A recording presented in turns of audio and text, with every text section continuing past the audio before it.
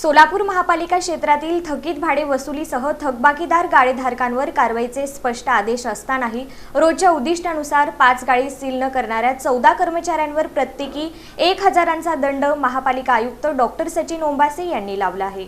सोलापूर महानगरपालिका क्षेत्रातील थकीत भाडे वसूल करणे आणि थकबाकीदार गाळेधारकांवर कारवाई करण्याचे स्पष्ट आदेश असतानाही दिलेल्या उद्दिष्टाप्रमाणे रोज 5 गाळे सील न केल्याने महापालिका आयुक्तांनी कर्मचाऱ्यांवर कडक कारवाईचा बडगा उचलला आहे। कर्तव्यात कसूर करून महानगरपालिकेच्या महसूल वाढीस बाधा निर्माण केल्याप्रकरणी लँड फी पथक, मेजर गाळे पथक आणि मिनी गाळे पथक या 3 पथकातील एकूण 14 कर्मचाऱ्यांना प्रत्येकी 1000 रुपये आर्थिक दंड ठोठावण्यात आला आहे। महापालिका आयुक्तांच्या आदेशानुसार सहाय्यक आयुक्त विनोद कुलकर्णी यांनी कर्मचाऱ्यांच्या कामासंदर्भातील अहवाल दिला होता। अभय योजनेअंतर्गत गाळेधारकांची दंडाची रक्कम 100% माफ करून थकीत भाडे वसूल करण्याचे व जे गाळेधारक भाडे भरणार नाहीत त्यांचे गाळे उतरत्या क्रमाने रोज 5 याप्रमाणे सील करण्याचे स्पष्ट आदेश देण्यात आले होते। मात्र 18 ऑगस्ट 2026 रोजी दिलेल्या 5 गाळे सील करण्याचे उद्दिष्ट